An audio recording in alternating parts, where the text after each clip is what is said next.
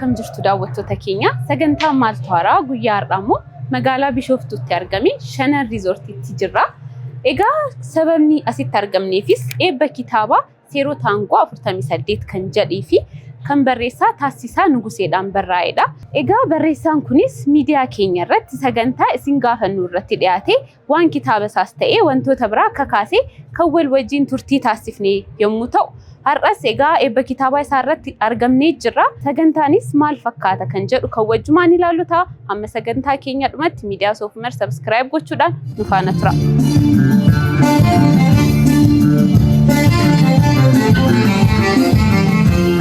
Barreessaa Taasisaa Nugusee Galaan hamilee garratti naasimadha. Hamilee naasimadha sirriitti. Ulfaadhaයි. Egaa hunda dura fagoo fi dhiyoorraa na kabajanii hojii kiyya kabajanii bakka kanatti warri argamtan ulfinni kiyya guddaadhaa na jiraadhaa na kabajamaa inni isiniin jedha. Namoota jajjaboodha namoota hedduudha kan akka sagantaan kun milkaa'u kan taasise jalqaba irraa akkuma qabdu yoo ta'e kitaabicha soofti koppiidhaan raabsuuf ture. Garuu ammoo isiniin qabaa namoota as jirtan kan as hin jirre isintu na jabeessee hojiin kun akka maxxanu taasise. Maxxaniis ammoo raabsuuf ture garuu sagantaan akkanaa kun qophaa'u jettanii sagantaan akkanaa qopheessitanii isinumaa qopheesse.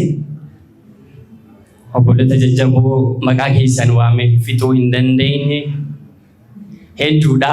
Eenyurraa jalqabee eenyurratti kan dhaabuun beeku. Hundi keessaniyyuu ulfaadhaa, naa kabajamaa, naa jiraadhaa. Ammoo nama boru waan har'a natti kennitan kana nama boru galmaan ga'u Rabbi naa taasisu. Nakamtee biyya leeqaa lafti dhaabbataan gabaadha lafti dhaabbataan gabaadha keellee nan beekaa nagattee keellee nan beekaa namni abdataan badaadha namni abdataan badaadha buchuma diimaa yaakabee buchuma diimaa si tollee natu kalaalee si tollee natu kalaalee guntuuta biilaa yaashaggee guntuuta biilaa si tobsee natu maraatee si tobsee natu maraatee si tobsee natu maraatee.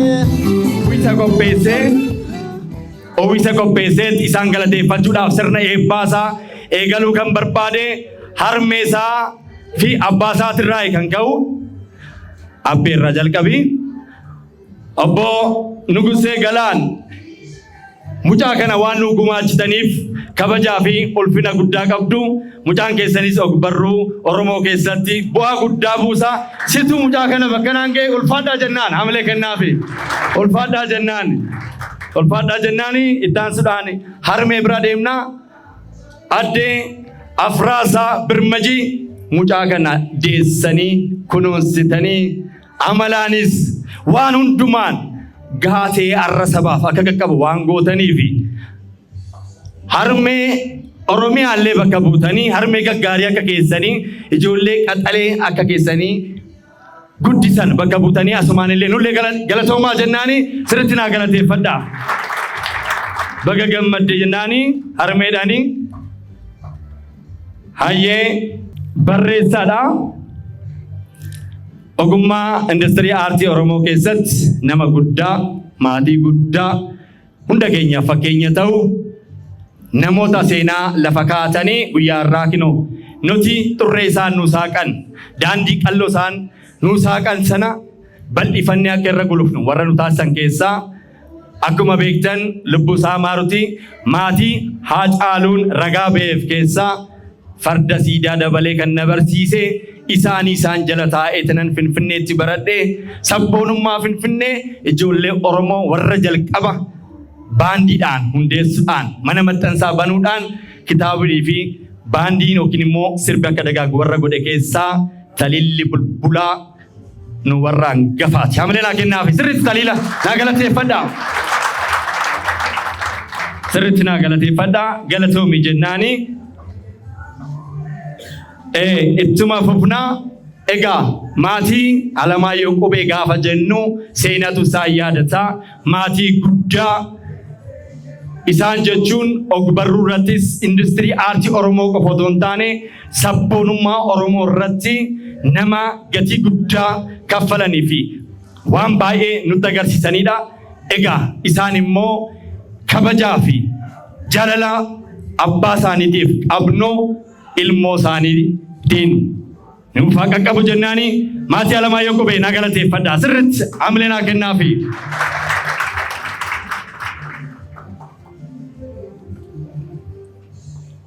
Itaan Sudaan manguddoo jennaani nama fayyaalessa umurii fi seenaan inni dabarse kan waliin ginne bilisummaa uummata Oromoodhaaf ijoolleen barattes ta'e warri qabsoodhaaf imalu qabsoon isaanii akka milkii geessuuf waan gaarii Oromoon arguu malu kamuufuu nama gatii kaffale nama aarsaa guddaa kaffale nama Oromoof jedhee umurii daa'imummaa irraa kaasee gatii guddaa kaffale manguddoo keenya ammallee jabaadhaa tokko ta'a kan nuun jedhu Bishooftuun warra qabdi jettu keessaa jaarsa jennee kan waammannu jaarraa hawaasa hamilee naa kennaaf sirriitti naa galateeffadhaa. Beekaa hayyuu tasgabbaa nama of fuulduratti ilaallannu gorsaa keenya galatoomii ulfaadhu jennaan naa galateeffadhaa. Taasisaa keessa nus galateeffanna gaa keessuma ulfachaa jirra. Itaan Sudaan immoo magaalaa Bishooftuutti ayyaana Irreechaa gaafa yaadannu manni weellistoonni keenya gurguddoon yeroo jalqabaatiif sirni yeroo sanii hayyames hayyamuu baates manni ofii isaatiin of bulchu manni ofii isaatiin hayyamu manni ofii isaatiin konsertii qopheessu akka Bishooftuutti kophaasa manni konsertiitti qophaa'u fi weellistoonni itti boqotan manni artistoonni siree bilisaan torban tokko ta'anii hojii isaanii xumuranii itti deebi'an. Yoo mijuus qabaanne dhangaas qabaanne teenyee kan itti murannu manni sabboonaan of danda'eeti. Asii qee teenya sabboontuu teenya ijoollee sabboontota hedduu kan nuuf horan addameeti guddaa galateeffannaa hamilee beekaansii jennaan eenyutu irraaffatare beekaansii hotel namni irraaffatu jira hamilee naa kennaafiga. Duraan dursee warreen eebbisiisa kitaabaati jecha asirratti argamtan kan abbootii kan haadholii akkasumas kan hiriyoota isaa kan dhiiraaf dubartii hundinuu galata guddaa isin galchaa galatooma ulfaadhaa inni isin jedha. Yaaf qalbii irraa na hambisaadha. Ani waan biraa waan jedhu mana nagaa aditti gala warri na wajjin biraan kabaja rasaati irratti dhiyaattaniitu na wajjin gammachuu simattanii mana nagaa aditti gala maatii nagaa aditti gala inni isin jedha. Ulfaadha keessumoonni galma kana keessatti argamtan hundi keessan baga guyyaarraa kana asitti argamtanii akkasuma barreessaa Taayisaa Nuguseedhaan baga gammaddeen jedha. Barruun seerota aangoo 48 kan nama Roobert Giriin jedhamuun barreeffame kun gosoota barruu keessaa gosoota akka barreeffamoota akka falaasamaatti dhiyaata. Egaa barruun kun barruuwwan kontroversiin yookaan walfalmiin mormiin irratti ka'uu danda'udha. Barruun kuni seera 8ffaa fuula 29 irraan waan tokko isinii dubbisee seera 8ffaa fuula 29 keeyyanni gara keeyyata 7ffaa irratti argama akkana jedha. Fuula 29 irratti argama. Fuula 29 irraa keeyyata 3ffaa irratti argama. Namoota holqa qotachaa jiran yoo argite maaliif isaan waliin dabqita? Holquma isaan qotaa jiran sana isaan gargaartee isaan waliin qottee akka ofii keetii barbaadde qochisiifatte. Kiisii seenuuf kiisii boorsaa maallaqa qabu adda baastee beekuu qabda. Namoonni kiisii seenuu irratti muuxannoo turaa qaban bakka itti kiisii seenan tolchanii beeku. Buufata konkolaataa fi bakka barreeffamni gadheen akka kiisii hin seenne eeggadhu jedhuttidha jedha. Waan nama kolfisiisu namootumti kiisii seenan iyyuu yeroo tokko ofuma isaaniitiif kiisii keessan eeggadhaa jedhanii barreessu jedhanii yaadachiisu jedha. Ulfaadhaa. Seerota aangoo 48 guyyaarraa bifa addaatiin bakka barreessitoonni ogeessonni aartii fi keessummoonni kabaja argamanitti Saqa urratti kan argamu hamileen hin jiru. Anjiru leessana. Haram saqa urratti kan argamu.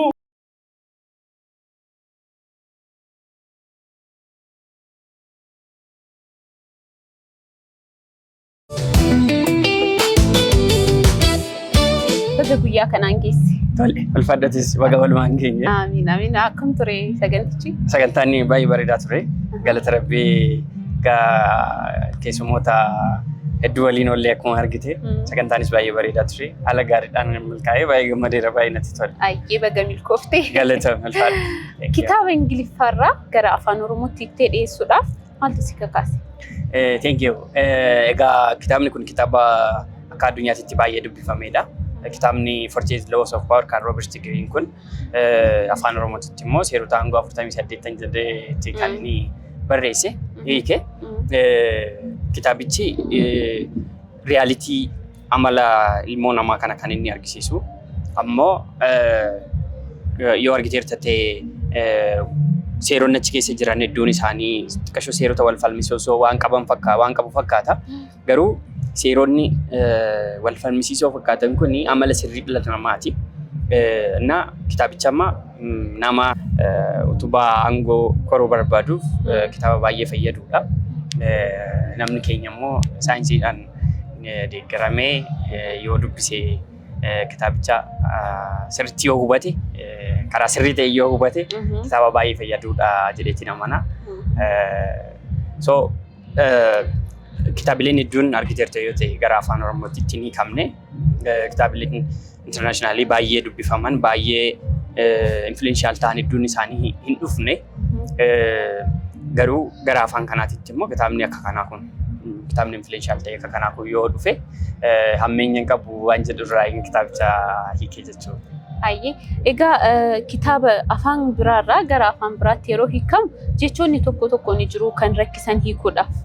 Mudannoon akkasii si mudatee jira? Yaa, especially yeroo hedduu irra deddeebi'ee waan inni jechaa ture afaan Oromoo jechoota poolitikaa kallattiidhaan jechoota bakka hin buune hedduudha qaba. Jechuun afaan Ingiliffaatirraa word to word jechoonni ni kamne hedduutu jira.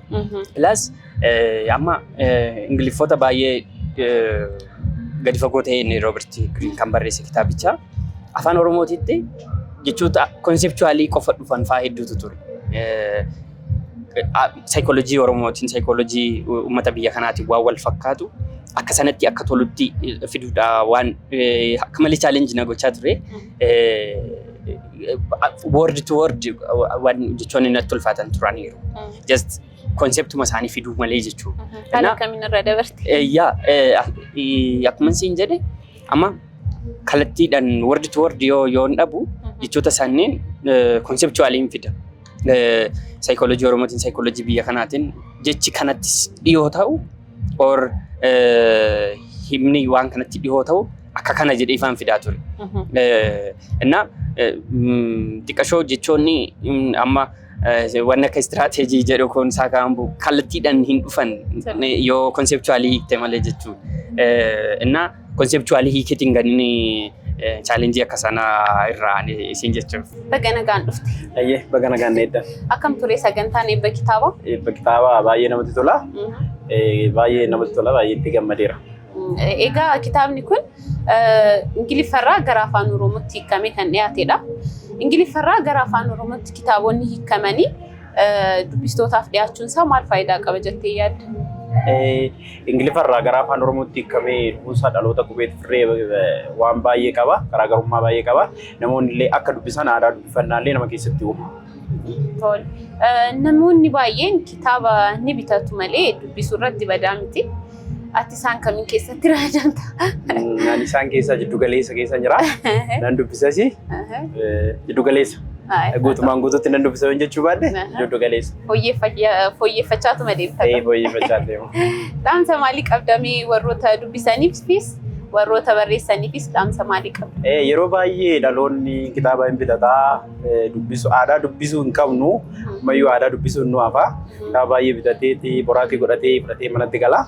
Kanaafiyyuu dhaloota dubbisaa jiranii ni akka dubbisaniif kitaabni dubbiste sammuu keellee waan baay'ee illee nu jijjiiruu danda'a. Akka aadaa dubbisuu godoo qabaanne waan baay'ee gaaffii namni nu gaafate waan heddurraa irree waan baay'ee barannee deemne. Baga nagaan dhufte Wabii. Baga nagaan eegdan. Akkam maal? Isilleen baga nagaan dhuftan. Amiin. Baga nagaan nu eegdan. Akkam ture sagantaa? Sagantaani akkuma argitu sana ture sagantaa baay'ee bareeda. Sagantaa gaariiti. Ati waldaa barreessitoota Oromiyaa keessa ga'ee akka qabdu nan beeka. Mee yeroo barreessitoonni waan sagantaa akkanaa qopheessanitti maal deeggarsi keessan deeggarsi waldaa barreessitoota Oromiyaa? Egaa waldaan barreessitoota Oromiyaa yeroo hedduu barreessitoota jajjabeessaa inni utubaa haalonni akka mijataniif godha. Biiroo Aadaa fi Turizimii Oromiyaa waliin ta'uudhaan akkasumallee affeerraallee taasisaaf keessummoonni akka argaman yoo barbaade chaappaa ofiitiin xalayaa waldaatiin illee godhamaa fi kun egaa gaheewwan wantoota waldaan barreessitoota Oromiyaa godhudha. Waltajjii barreessitoonni affeeran illee amma danda'amu warra toora dhiyootti jiran irratti namoonni waldaan bakka buufate ergaa waldaan dabarsuu namoonni haaraan kitaaba barreessan illee akka isaan gara waldaatti dhufan jajjabeessaa jechuudha waldaan keenya. Egaa jechoota word to word hiikuun alatti wanti challenge si godhee jira mudannoon addaa kitaaba kana yeroo barreessitu si mudatee jira? Egaa kitaabicha jalqaba yoon yeroon dubbiserraa yoo xiqqaate nama nootii qabachaatiin ture kan hin barreesse nootii sanaan namumtaa dubbisu jedhee itti faa kan inni yaade ture. San booda soft copytti jijjiiree waanuma ijootaan seerotuma muraasa qofa peejii 50 hin caalleen summarize godhee nama dubbisiisuuf ture. Booda deemee guutuu isaa hiikee san booda immoo maxxansee sadarkaa kanarraan ga'e. Piroosesiin inni keessa deeme kaa waan faayinaansiitiin alatti yaaddoo guddaatu narra ture. Maybe kitaabicha namni qixa sirriidhaan hin hubatu yoo ta'e xiqqashoo challenge ta'uu danda'a. Jechuun kiraayisisii hin taane keessa seenuu danda'aa jedhee yaadda. Ammas wanni dhaamsi kiyyaan dubbistootaaf dhaamu pozitiivili haa hubatan kitaabicha. Jechuun haa dammaqaniidha malee akka seerota achirratti barreeffaman sana fuulii koppii gootee itti fayyadamte yoo ta'e dubbisaanis namni irratti appilaayi ta'us xiqqashoo kiraayisisii keessa seenuu danda'a waan ta'eef pozitiivili yoo hubatame seerichi kitaaba akka malee fayyaduudha. Innaa yaaddoon wanni chaalenji na godhaa ture even namootaan hojiitti akka hin jiru yoo nu hubachiisu kiraayisisiidha kan isaan sodaachaa turan. Pozitiivili hubatamu taanaan dhiibbaa biraa fiduu danda'a waan jedhu jechaadha. So ammas adaraa waan hin jedhu pozitiivili haa hubatanii jechuun seerota achirra jiran faallaa seeronni qaban jiru amma jechuun wantoonni kallattumaan akkuma jiran sana qofatti hojiirra hin oolle wanni of eeggannoodha jedhee wantootaan hiikaa turaniiru jechuun seera kanaaf seerri kun kallattiidhaan akka kanatti miti kan hojiirra oolu faallaas qaba. Yoo wanna kanaatis dhufuu danda'a jedhee wantoonni kakkaasee jiru waan ta'eef sun gaa sodaarraayi jechuun kiraayisisii biraa sodaarraayi. Chaalenjiiwwan akka kanaa turanii jechoonni hin jirreeffaa turaniiru kitaabicha keessa jechuun Ingiliffaan akkuma ta'etti namootuma afaan Ingiliziitti irratti immoo eksperti ta'an kan inni fayyadameefaa kitaabonni jechoonni ni argadhe turanii jechoonni muraasni. So chaalenjiiwwan akka kanaatiitu ture. Aadaan dubbisuu keenya baay'ee gadi bu'u jira miti. Wanti ati fala jettee yaaddu maali? Aadaan dubbisuu akka guddatuuf yookiin immoo bakka itti akka deebi'uuf? Yeroo tokko nyaata nyaachuu barbaadde utuu hin barbaadin nyaati mi'aawaan yookaan fooliinsaa urgaama isaatiin nyaanni yoo si waame utuma fedhii nyaatallee hin qabaatin akka nyaattu si gochuu danda'a. Maaliif ati fedhii nyaatallee yoo hin qabu ta'e yeroo sana nyaatichi garuu yoo fooliinsaa gaarii ta'e utuma hin jallatinuu garas dhaqxa. Gama ogbarruu keenyaatiin aadaan dubbisuu keenya dhugu keessaayyuu eegaa miidiyaaleen hawaasaa heddummatanii namni hedduun dargaggeessi hedduun miidiyaa hawaasummaa irratti kan inni dhimma itti bahu kitaabota hin barbaadu. Kitaabota adamsanii dubbisuun aadaan dubbisuu durii sun illee afaa dhufa. Falli waan kanaa tokko ogbarruu keenya keessatti warreen qulqullina qaban akka isaan dhufan gochuudha. Kitaabonni gaggaarii ta'an, kitaabonni hawwatoo ta'an, kitaabonni maqaa qaban akkaataa isaan itti ba'uu danda'aniin kitaabonni akka kanaa yoo ba'an namoonni utuma hin jaallatinu kitaabonni waa'ee isaanii yoo haasa'an yoo gaarummaan isaanii jajame waa'een kitaabotaa waan ijoo ta'uu jechuudha. yeroo sana namni utumaan jaallatin kitaaba barbaada gara amala dubbisuutti deebi'aa jechuudha. Tole, egaa kitaabonni afaan garaagaraarraa hiikamanii kitaaba gara afaan Oromootti hiikamanii dubbistootaaf dhiyaachuun isaa maali faayidaan isaa? Tokko fakkeenyaaf dhaadannoo waldaa keenyaa tokko jira. Ogbarruu Oromoo gara idil addunyaatti, ogbarruu idil addunyaa immoo gara ogbarruu Oromootti jira. Kaayyoo waldaa barreessitoota Oromiyaa keessaa tokko jechuudha. Kitaabota afaan biraatiin barreeffaman afaan Oromootti hiikuun tokko namoonni afaan sana hin dandeenye akka isaan dubbisan godha. Kanaan immoo fakkeenyaaf ani kitaaba Tingis Faalaappaart kitaaba Chiinoo Acheebeeroon dubbise ga'umsi afaan Ingiliffaa kootii gadi bu'aa ture. Rakkachaa dadhabaan barreesse. Maal ta'a kitaabni kun afaan Oromootti hiikame jechaan barreesse. Gaarummaa qulqullina ogbarruun sun qabaddirraa ka'ee jechuudha. Tokkoffaa afaan biraatiin dubbisuun yaadonni akka nuun qe'ee keenya keessatti yaadnu qofa miti. Kitaabonni falaasamaa, kitaabonni ogbarruu yeroo ba'an addunyaa nuun beeknuun ala kunoo kiraabaan achi maaltu jira? Duumessa nuun ilaallu kanaan achi ogbarruun saba biraa maal fakkaata? Isa jedhu afaan keenyaan argachuu dandeenya jechuudha. Kun namoonni afaan biraan hin dandeenye. Keessaa dhaloonni qubee garri caalaan keenya hanqinni keenya guddaan isa kana. Afaan Oromoo irraa kan darbe akkasuma ga'umsa hin qabnu. Maal nuu guuta jechuudha. Fedhii dubbisuu keenyaallee ol kaasa. Afaan biraatiin wanti barreeffame kun waa'ee aadaa eenyummaa namoota naannoo sanaati kan inni irratti dubbatu kitaabni sun waan ta'eef yeroo akkasii fedhiin dubbisuullee akka ol ka'u gochuu danda'a. Namoonni kitaaba kana baay'ee barbaadan waa'ee isaa baay'ee dhaga'an fakkeenyaaf kitaaba Aleksaandar Duumaasiin baay'een barbaadan ture argachuudhaaf. The Count of Monte Cristoodha. Argachuudhaaf baay'ee rakkadhe. Eegan argadhe immoo dubbisuudhaaf baay'ee rakkadhe. Sababa afaan inni ittiin barreeffame jechuudha. Boodarra garuu gaafa afaan Oromootti kitaabni kun yeroo afaan Oromootti qabu namoonni baay'een yaadota kitaabni kun qabu salphumatti afaan ofiitiin hubachuu danda'an jechuudha. Egaa isa kana galmaan geettee jirta. Ammaan booda maal eegnu sirraa? Yoo rabbi jedhee nani barreessa jedhee waadaan galu nan dubbisaa jedhee waadaa siif hin gala. Dubbisee ammoo yooni gahaa ta'e waan nani dubbise san irratti waan dubbisaa gahaa yoon ta'e maybe yeroo ta'e booda yoo rabbi jedhe jabaa jechuun danda'a. Garuu ammaa fi nan barreessa jedhee miti nan dubbisa jedhee waadaa sii gala. Dhumarratti dhaamsa barreessitootaafis dubbistootaafis yoo qabaatte. Barreessitoonni keenya barreessuu qofa osoo hin ta'in kitaabonni akkaataa afaan Oromootiin dhiyaatan yaadanii kitaabota gurguddaa hiikuun illee mataan isaa ogbarruu Oromoo tumsuudha irratti yaaduu qabu. Akkasuma immoo barreessitoonni yeroo hundumaa qulqullinni ogbarruu akkamiin ka'uu danda'a? Maaltu fala? Maaltu barbaachisa? Ogbarruuwwan qabiyyeewwan akkamii qabaachuu qabu? Isa jedhu baruudhaaf jalqaba barreessuun dura dubbisuun baay'ee murteessaadha. Barreessaa jabaa jechuun dubbisaa jabaa jechuudha waan ta'eef barreessitoonni xiyyeeffannoo ogbarruudhaaf haa kennanii waan hojjetan kanaaf kabajaa qabaatan. Dubbistoonni ammoo kitaabonni afaan Oromoo amma qulqullina qaban hedduun isaanii gabaatti deebi'aa jiru. Haa adamsanii haa dubbifamu kitaaba ogbarruun kun haa jabeeffamu jedha. Galatoomii isinilleen ulfaadha. Ulfaadhaayii akka miidiyaatitti miidiyaan Soofumar miidiyaan hojjettoonni achi keessa jirtan hundi keessanii yoo hooggansi dhaabbatichaa jalqaba irratti ulfaadhaayii karaa fagoo sana qaxxaamurtanii bakka kanatti argamtanii maatiidha. Ulfaadhaa jiraadhaayii dabalataan ammoo dhaabbileen akka wanni kun hojiitti kamu na cinaa dhaabbatan shanan galma amma keessa wallee kana sponsor na godhe baasii tokko maleedha. Shanan riizortii hoteela fi riizortii shanan boonaa dabalaa ulfaadhu galatoomin jedhaani.